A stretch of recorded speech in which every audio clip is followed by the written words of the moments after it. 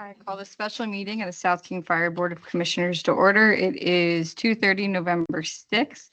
Commissioner Burris, can you lead us in the pledge?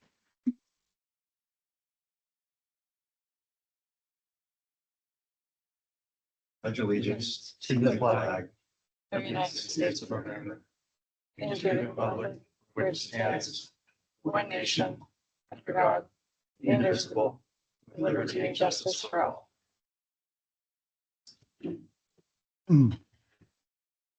Item number 3, Commissioner comments. Baruso is excused today. Commissioner Burris, can you begin? No comments. Commissioner Fuller, No comments. Commissioner Gates, No comments. and no comments from me either. We are now at item number 4, public hearing for establishment of the FBC RCW 52.18.060 with action establishing the FBC. So I call this public hearing to order. The purpose of the public hearing is to hear public testimony from citizens for 2026 fire benefit charge and the board to review the benefit charge. Subsequent to the hearing, the board will take action to establish the fire benefit charge for collection in 2026. This hearing is to be called pursuant to RCW 52.18.060. Director Ganem. Ready to go? All right.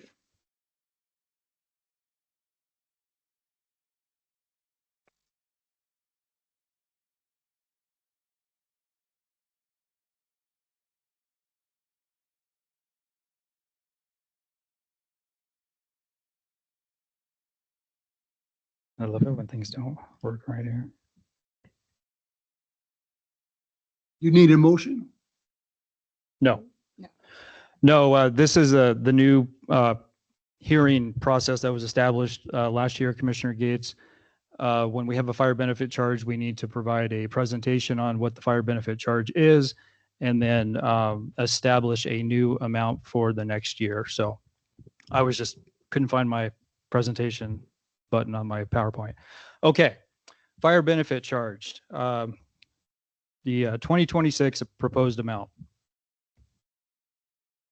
A little bit of history for you. As we all know, voters approved the fire benefit charge a little over a year ago with a 65.28% approval during the primary election in 2024. That established the fire benefit charge for a period of 6 years. And the fire benefit charge is collected when normal property tax collections occur in April and October of every year. It's goofy. Fire benefit charge is a more sustainable funding measure. In 2026, we will maintain a 2-part funding system authorized by 5218, referred to as the fire benefit charge.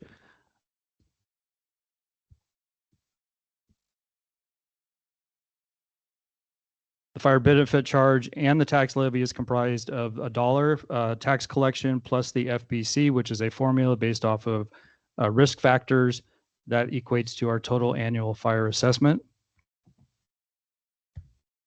A few basics about the FBC. Augment standard property tax. When you have an FBC in place, property tax collections drop to $1 from $1.50. A fire benefit charge can supplement 60% of the total operating budget. It is a fee based on the number of resources necessary and the amount of risk on each property. It allows for the same level of service despite outside factors as determined by the Board of Fire Commissioners, and it does provide for exemptions under RCW 5218.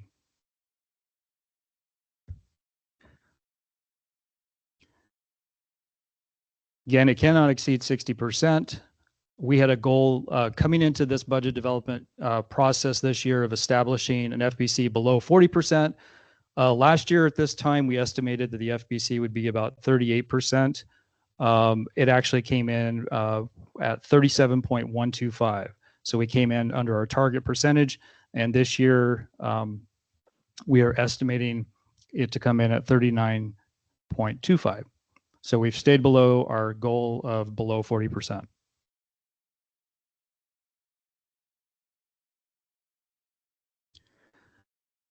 The benefit charge process, the Board of Fire Commissioners sets the total benefit charge in the fall during the budget process. The charge is apportioned through the properties within the fire district's jurisdiction using the adopted formula. South King Fire will notify the treasurer of the charges to be included on itemized annual tax statements. Property owners receive a notice of benefit charge in January of 2026. And property owners are afforded an opportunity to appeal during the petition period. That happens now for us in late June and early February of each year. And again, the property or the FBC is collected in April and October. For 2026, the amount will not exceed $22,500,000. Taking a quick look at our property tax levy, which will also be discussed in our budget presentation. Last year, the certified assessed value in our jurisdiction was $30 billion, and the actual levied amount of property taxes collected on that $30 billion equated to $29,678,000 at a collection rate of $1. This year, 2026, AVs are coming in just above a % increase at around 30 billion, and collecting $1, we are expecting about 30 million, 30.3 million in property tax revenue. To sum it up, AVs are up a little over a %. It's actually 1.03% on property taxes, but when you include new construction in our area, it's about a 1/10% over. This equates to about a $700,000 increase in our taxes. So little different from what we've experienced in the past when we collected the $1.50 and didn't have the FBC in place. Lower AVs cause increases in the FBC. So if property taxes come in flat, low, or negative, we have to adjust the FBC to make up the difference. That's one of the reasons why we asked the voters to approve the FBC. And just as a reminder, last year when this was approved, we saw a almost 30% reduction in our property tax revenue because we gave up the 50 cents on the dollar, dropping from $1.50 to $1. That at the time equated to about $12 million in reduction in property tax. When you include the expiring maintenance and operations levy at 3.75, you're almost at $16 million reduction in property taxes.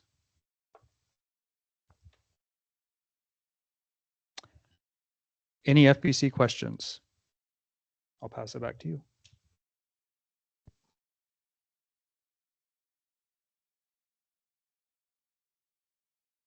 Okay, I will now read the public hearing ground rules, and then we will be open to public comment. So our ground rules are: the following rules will be enforced at the public hearing. Each speaker shall be allowed a maximum of 3 minutes. No individual shall speak more than once until all prospective speakers have been heard. Speakers shall not directly question or argue with each other. All questions and comments shall be directed to the chair. Questions asked must be pertinent to the subject of this hearing. Are there any public comments?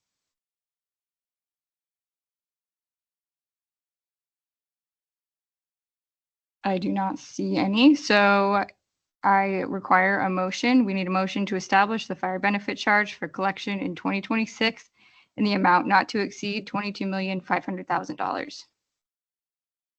I'll make a motion. I move that South King Fire establish the fire benefit charge for collection in 2026 in the amount not to exceed $22,500,000. Do we have a second? I'll second it. It's been moved and seconded. Is there any discussion? No discussion. All in favor, please say aye. Aye.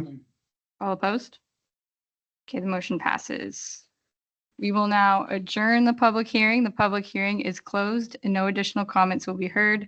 The regular special meeting of the Board of Commissioners resumes with subsequent action by the board establishing the fire benefit charge for collection in 2026. We will now move on to item number 5, the 2026 budget presentation, public hearing, revenue resources per RCW 84.55.120. So I call this public hearing to order. The purpose of the public hearing is to hear public testimony from citizens with respect to 2026 sources of revenue and proposed allowable levy taxes for South King Fire.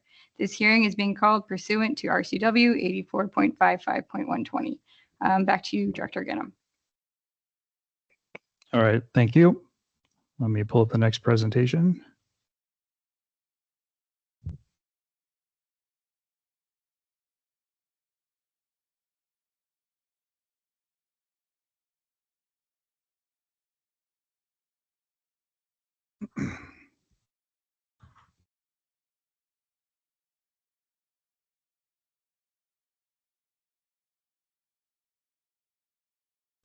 All righty.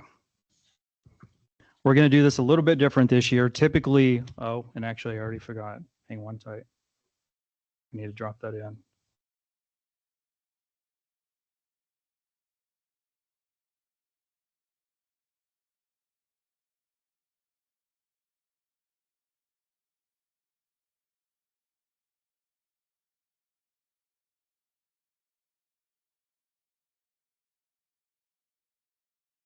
Awkward silence. Give me a second here.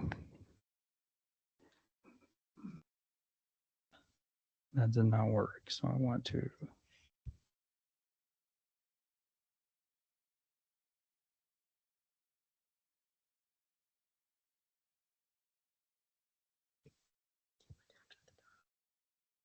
We're at.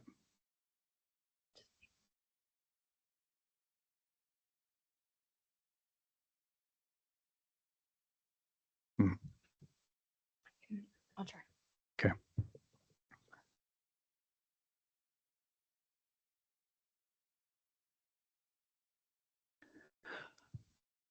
Okay, we're going to try and share the actual draft document. Typically, or historically, what we've done is we've gone through the PDF page by page, line by line, and that's a very time-consuming and cumbersome process. So this year we've got a presentation that summarizes the budget, and we're going to try and share the document online if somebody wanted to actually go through and follow along.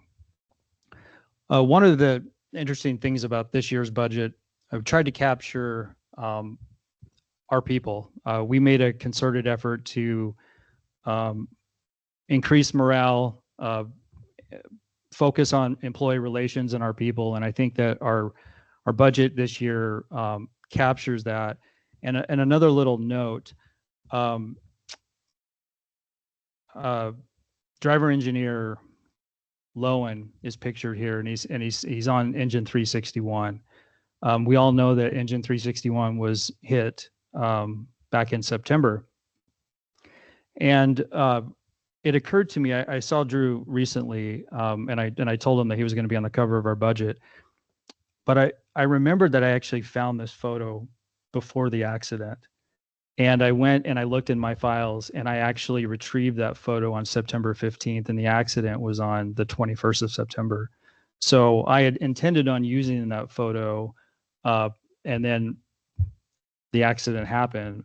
Commissioner Gates, during the Finance and Audit Committee, asked if that's the last picture of engine 361, or if that's all that's left of it. Yeah, just the placard there. So we're not sure yet. We're still waiting an answer on that. So anyway, let's get started.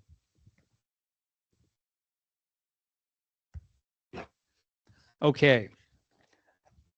South King Fire serves over 160,000 residents. That number is up. We got consensus data. For a long time, it was hovering around 150,000, but last year when we ran the fire benefit charge, we updated our numbers and we serve over 160,000 residents. The 2026 budget addresses rising demand and mostly driven by the growth in our communities. We've seen a lot of growth in South King County and Des Moines and Federal Way, and we're seeing that in increases in call volume. It also accounts for our rising costs for equipment and staffing needs, all which have to be managed effectively to avoid additional strain on our limited revenue, resources, etc.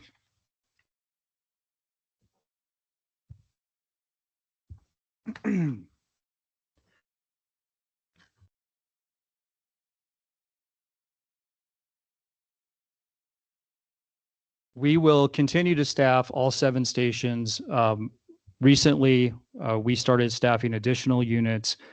We had, back in the day, we had 863, which was considered to be the 11th unit.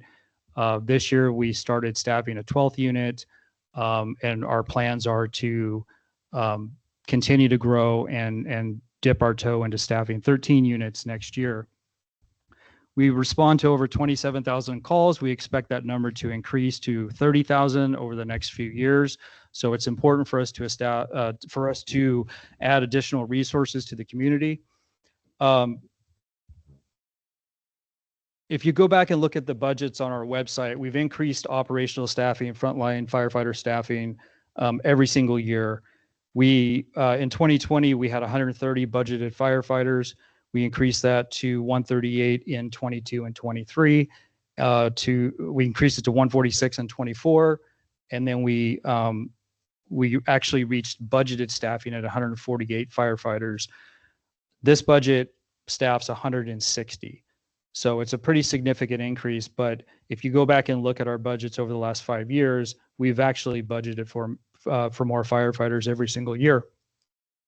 Our challenges have been, we had the pandemic, we had a reduction in staffing during that period. We've had change in leave laws, and a number of factors, retirements that cause us to sort of take one step forward, one step back, or 2 steps forward, 1 step back. So regardless, from a funding perspective, we're doing everything we possibly can to hire more firefighters. But we are hitting a point now where we're doing a maximum capacity analysis because we're actually running out of space. We're running out of vehicles and we're running out of space. So after this next hiring in 2026, the team will be looking at how do we grow, where can we put more response units so that we can continue to increase the services to the community. It also includes staffing for support staff. The collective bargaining agreement that was negotiated this last year included 2 day shift BC positions. We have budgeted for a public educator the last few years, and that position has gone unfilled. This budget has funding for it, and we just recently announced a posting to fill that position. It includes an EMS officer role that is pending negotiations with Local 2024. It also includes funding for a GIS data specialist to replace one of our longtime tenured employees. He's retiring. He's a part-time worker, and our needs have grown, and his recommendation was that we turn that into a full-time employee or full-time position. And then we are also restructuring our human resources division. So this budget, in addition to firefighters, includes a number of new positions. It funds over $1.2 million in capital projects. We've done a really good job the last several years of investing in our capital equipment. We'll talk about that a little bit more in detail. We also have about $1.8 million in debt now. The last couple of years, we've financed some engines. We purchased a headquarter facility. And then we just recently issued a LTGO bond to complete some of our major projects. So this budget has a $1.8 million debt service payment included into it. We've done a really good job the last few years too of increasing our reserves and our financial position. So our reserve funds are healthy as of now, and we're going to talk about why that's important in a little bit here. Part of the issuance of the LTGO bond was we had to get a credit rating. They took a look at the last 5 years of our financial history, and we were reaffirmed a very strong industry standard, industry high credit rating. The best credit rating is a AAA plus. The only thing holding us back from achieving a AAA plus was the fact that we're a cash basis accounting system. If we were so inclined to change to GAAP, they would have likely have issued a AAA plus. That's not something we're interested in doing right now. but we're satisfied with a really great credit rating. And these are just a few of the notes that were provided by S&P.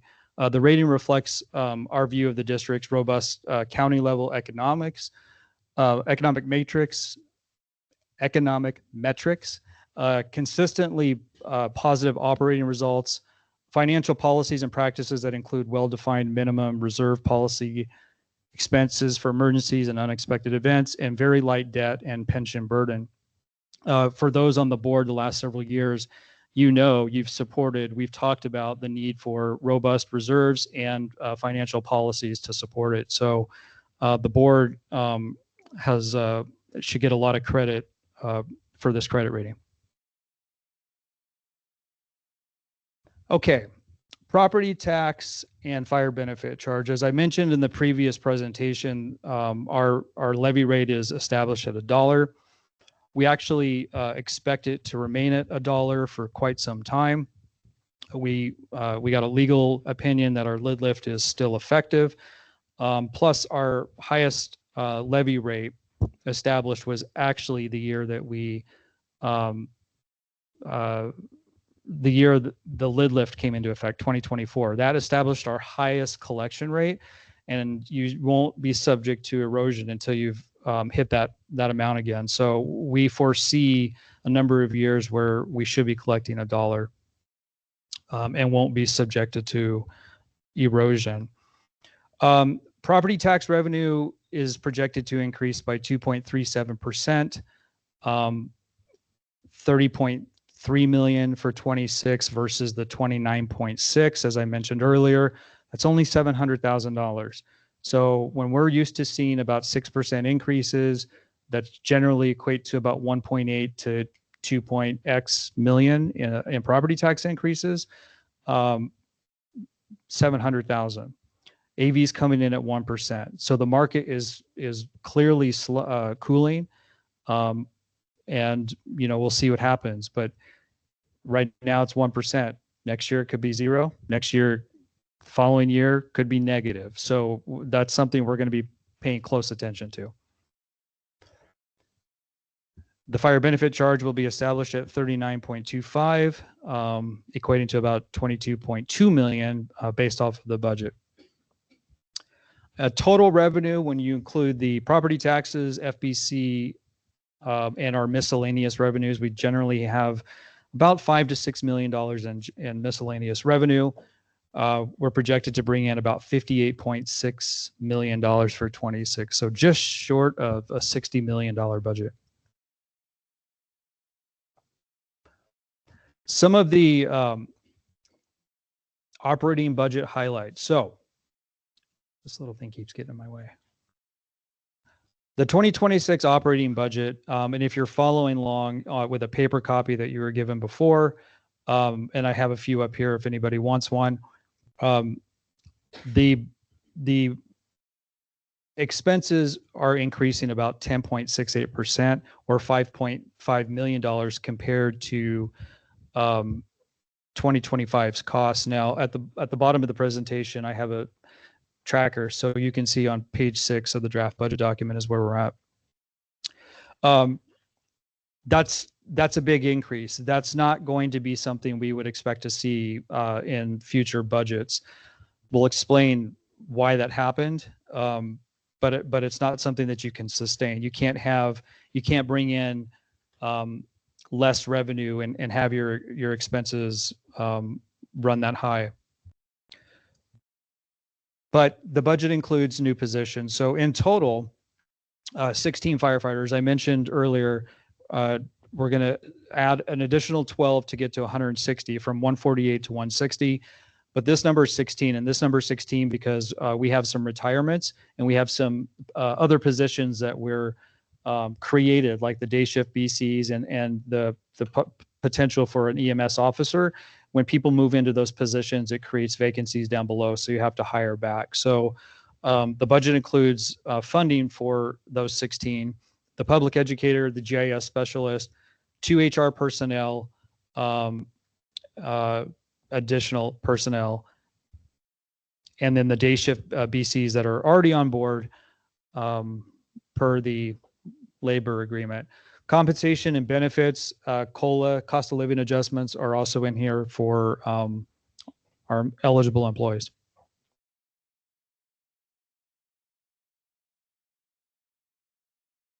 Other funded projects, Chief Michaels, right out of the gate, hit the ground running. He's doing a fantastic job. Wanted to get some officer development underway. This budget includes funding for that, having a consultant come in and work with about 10 people. Is that right?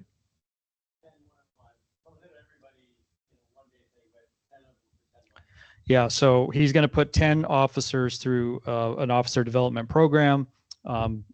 And so that includes funding for the program and then overtime.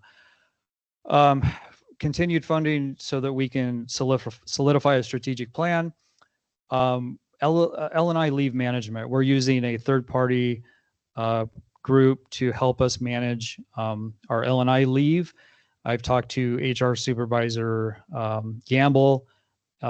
With the restructuring and the increase in personnel in the office, our goal would be to bring that in-house in the future and save some money. We're not there yet, but that would be our ultimate plan. And it includes our legislative advocate. He's done a good job over the years securing money for us, got us some money for the boat, got us some money for the exposure reduction program. Software systems and upgrades. So our website, if anybody's been to our website, it's severely out of date. Our website needs to be updated. This includes money for that. It also includes a significant change in our staffing software. We've used Telestaff since 2005, and we're gonna move away from it. There's better programs out there that are better suited for our needs, and so we're going to undertake that effort next year. Some money in here for network infrastructure and station alerting and apparatus connectivity. So if you've heard me speak before, some of the IT components that were purchased back in the 2015 bond, they generally have a lifespan of 7 to 10 years. 2015, 2025, time to replace it 10 years later. So Isaac is looking at me. He's excited about having to replace all those core components. But this includes money for that. Station alerting, our paging system, how firefighters get alerted in the stations, the bunk rooms, severely outdated. We kind of had Band-Aid systems over the years. We're going to start upgrading our stations, and the first one will be Station 64. And then we have apparatus components in the apparatus for connectivity. We have our cradle points and things that keep our engines and aid cars connected to dispatch. So we've got to upgrade a lot of that equipment. Exposure reduction initiative. We have additional items in here under that initiative, and then fire station maintenance and improvements. So, you know, for many years we did not budget for things like painting the exterior of our buildings and just general maintenance. We're now budgeting for those, as you'll see here in a bit. One of the things that Chief Sukul is doing under planning is looking at all of our stations and assessing where he can make some improvements to make things better for our firefighters on a daily basis. This is a snapshot in the budget document on page 8 that captures 2025 expenses against the new year. So this is where you'll see the 10.68% increase, which is about $5.5 million. The things to really focus in on here are the employee costs. When you take a look at the increases in salaries and benefits, it accounts for $3 million of that 5.5. That's the increase in our staffing. And then you add the $1.2 million that we strapped ourselves with in securing the LTGO bond. That's 4.2 right there. So of the 5.5, 4.2 is that. Our goal long-term will be to pay off debt because it's consuming operating capital. but we've got to carry that debt for at least a handful of years. So we're going to expect to have that in here. But I just want to highlight that that's really the big cause of such a heavy lift for next year. I think I actually have here. Yeah, so I backed out just because I like to look at these kind of things. I backed out had we not issued the LTGO bond and added a $1.2 million payment. That increase would have been 8.37%, and it would have been about $4.2 million. So the debt payment is a big cause for the increase. Okay, capital. Last couple of years, we've budgeted between $1 and $2 million for capital. This year, we're at about 1.2. One thing to note is now that we actually have stable funding, some things that were previously considered capital, not because they were really capital, but it was we may or we may not, based off of funding, and they always got thrown into capital. So now that we have sustainable funding, things like hoses and laptops and computers and things that used to come out of capital, depending on whether or not we could afford it, are now moved to the operating budget. So had we left it in here, this number would be over $2 million, but we started to create new line items in the operating budget because we fully expect that we're going to have to buy computers every year and replace tablets and maintain our hoses and chainsaws and things like that. So when we get into the operating budget, we'll talk about those changes. But for 2026, we've got $161,500 budgeted for SCBA equipment.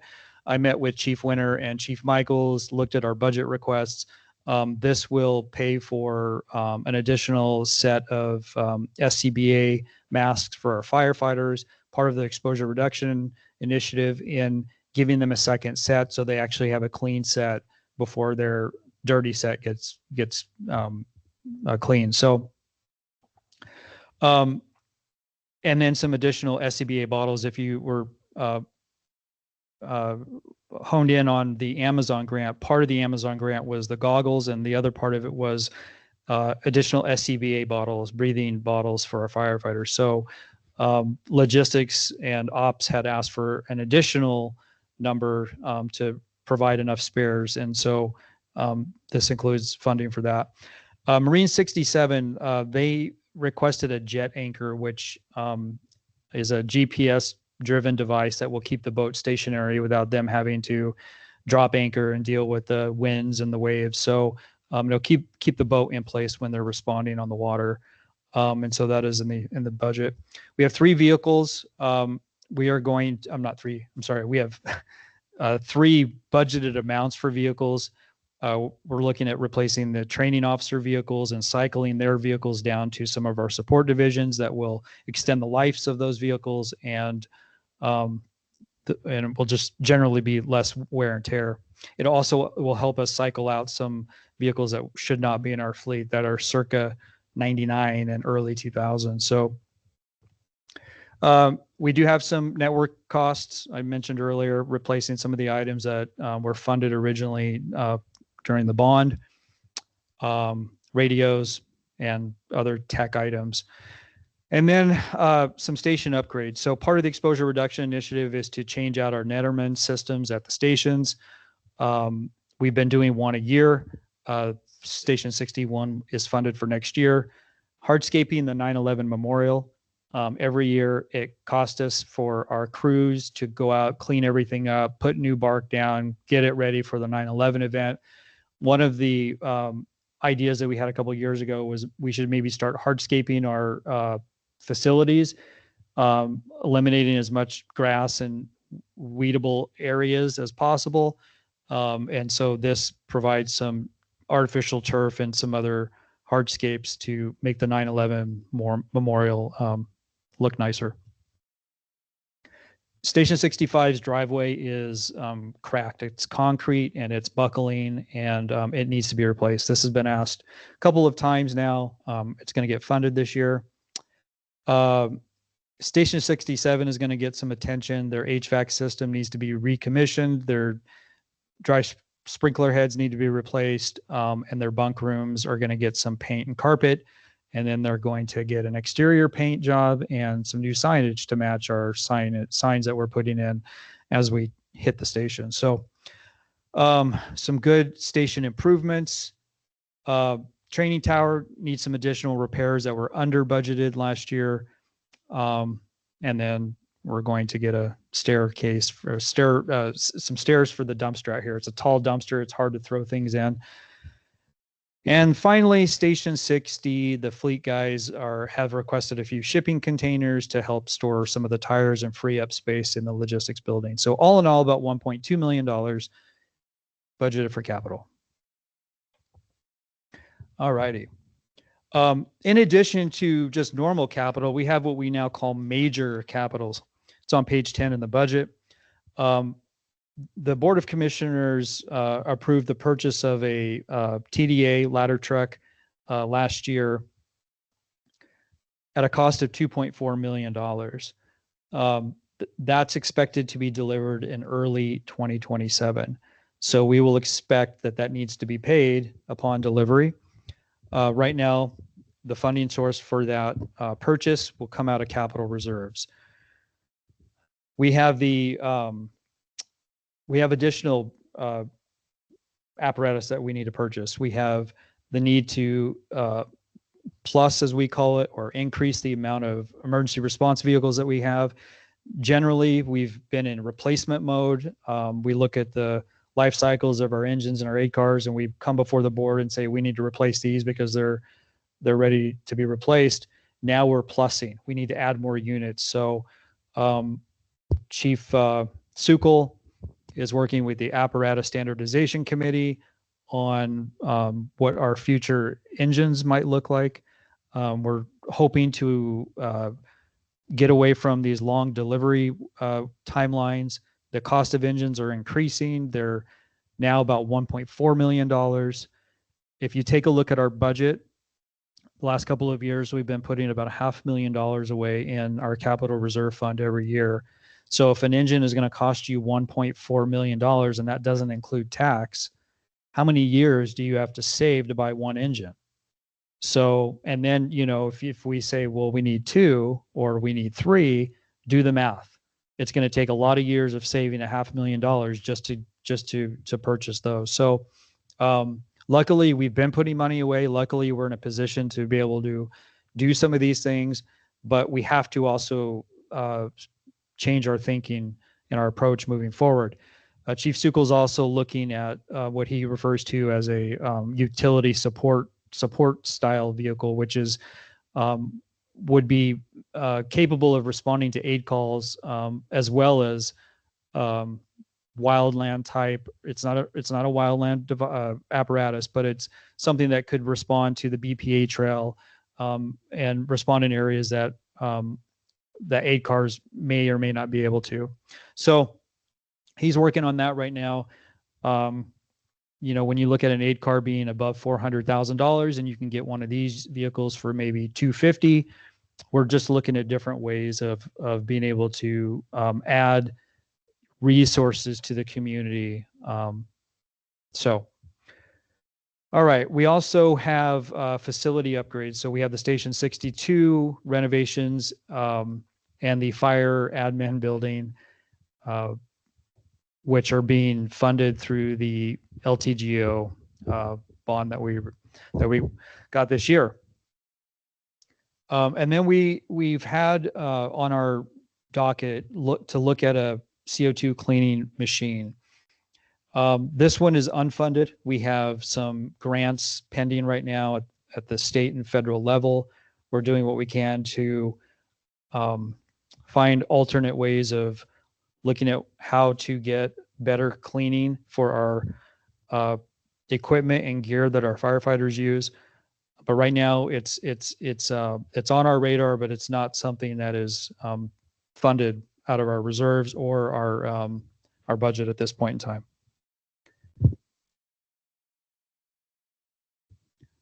Okay. AVs. mentioned this earlier, property taxes are just over 1% increase. Ongoing development and value appreciation, increase AVs, supporting our budget. Tax increment financing and AV reductions will impact revenue. Now, tax increment financing, the City of Federal Way passed a tax increment area. The city has indicated they know they have to mitigate the impacts to the fire district. It's on our list. It's not been a pressing priority just simply because we're in the first year and the impacts to the fire district are minimal at this point. This was something that had been tasked out with individuals that are no longer here. It's on our radar. As soon as things settle down, we'll sit down with the city and we'll figure out a mitigation plan. But they're in the first year, the impacts to the fire district are minimal.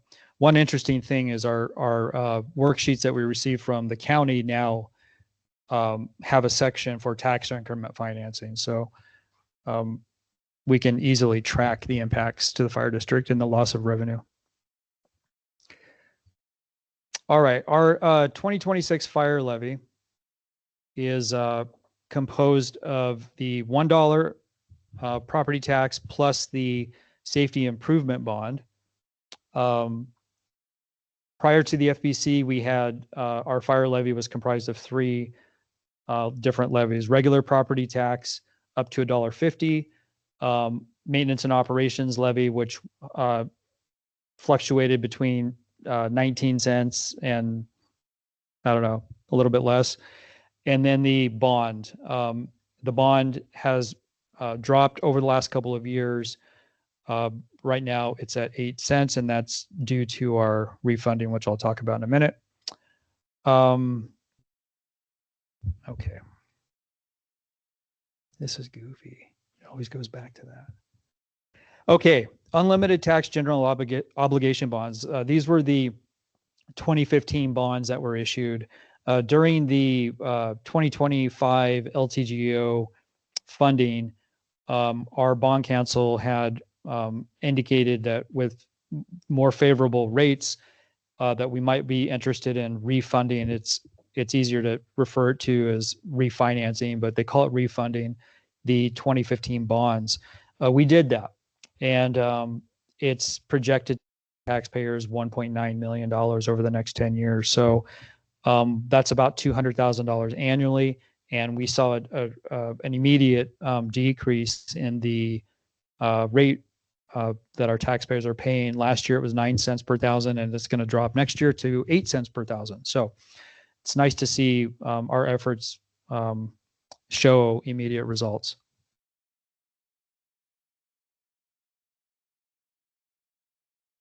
Quick snapshot of our projected revenues.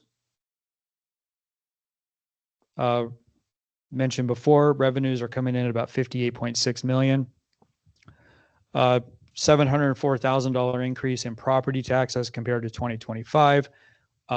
There is an increase in the King County EMS funds that we get. The levy is passing. That's great.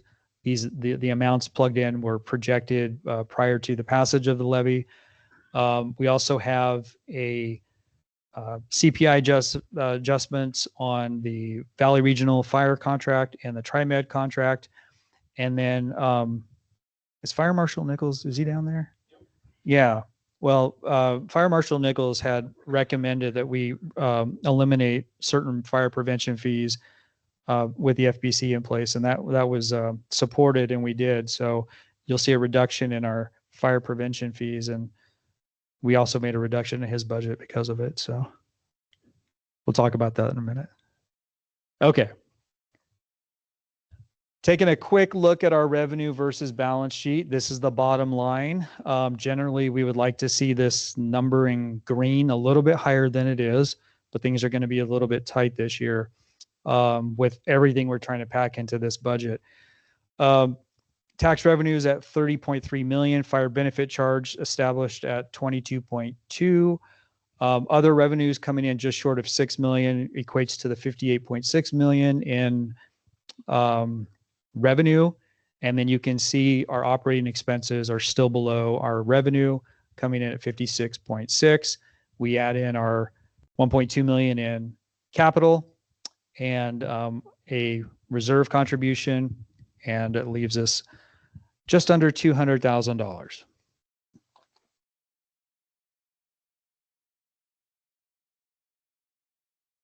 Taking a look at our fund balances, this is an area that we're super proud of.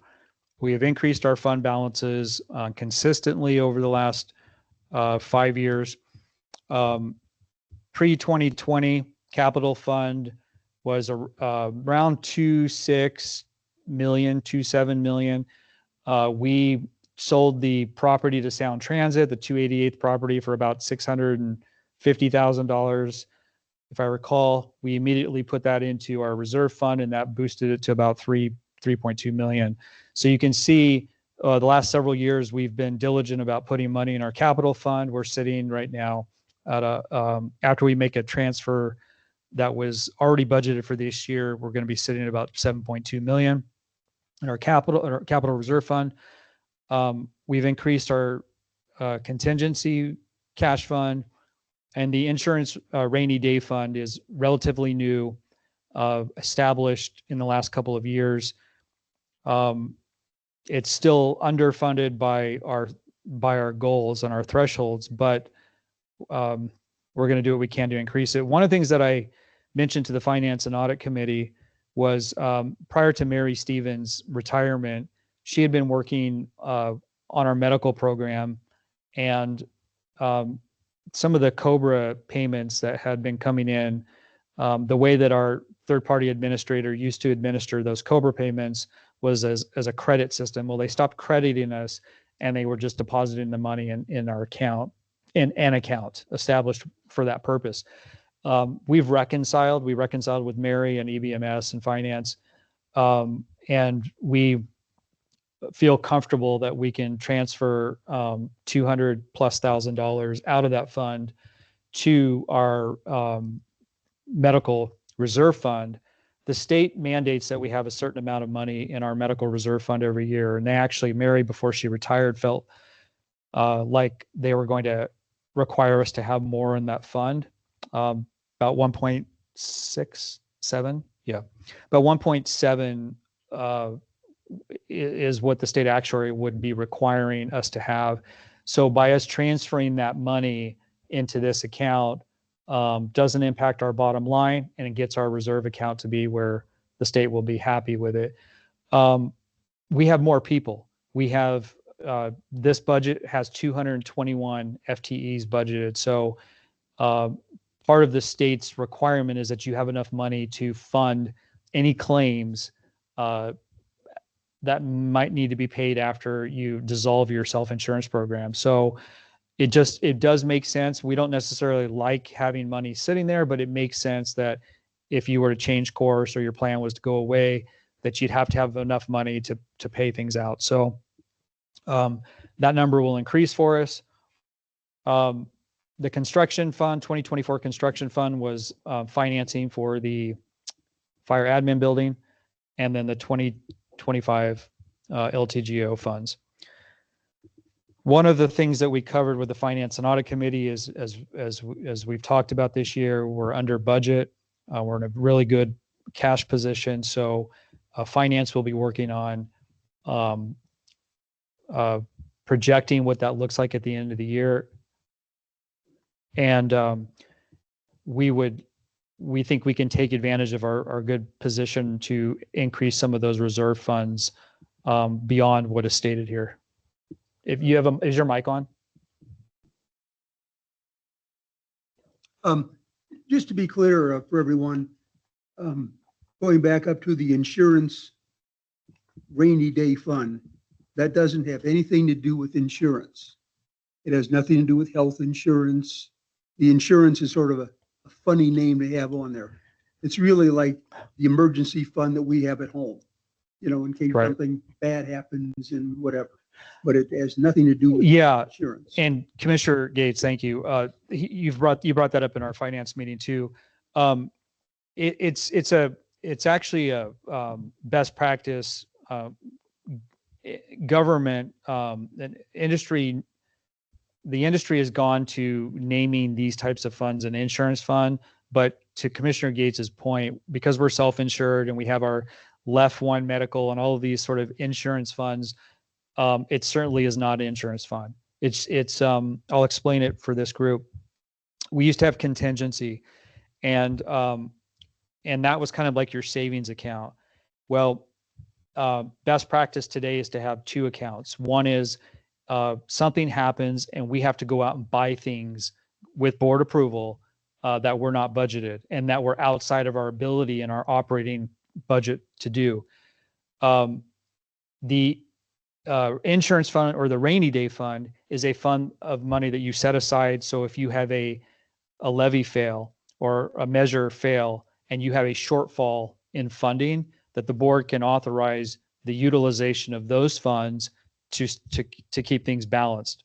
So those two things could happen at the same time. You could have a funding measure fail and a natural disaster happen, and now you have to spend, right? You have to spend any more. So we would go to the board and say, we need money for this, and we need money for this. So, but it is a goofy name.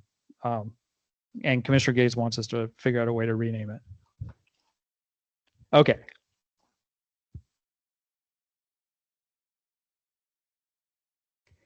Our source of funds, still reliant on property tax, just under 52%, and the FBC comes in at 37.9.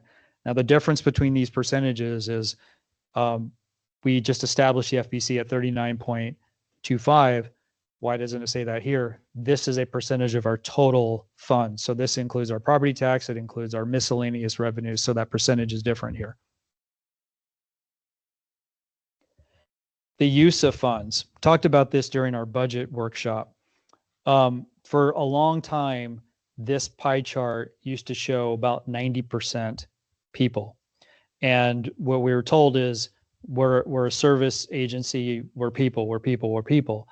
Well, when you think about that and you've got $1 and 90% of it is taken, how much does that leave you?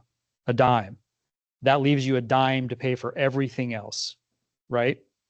Not very much. So for all of those years that we were strapped, we had 90% people. We've changed how we budget. It's more balanced. We actually have more people than we've ever had at 221 budgeted positions, but we've changed the pie, and now we're just below 80% people. So that frees up about 22% of budget capacity for us to do other things, for us to save for capital, for us to invest in equipment and paint our buildings and do some of the other infrastructure upgrades that we're doing. Let's take a quick break. 5 minutes.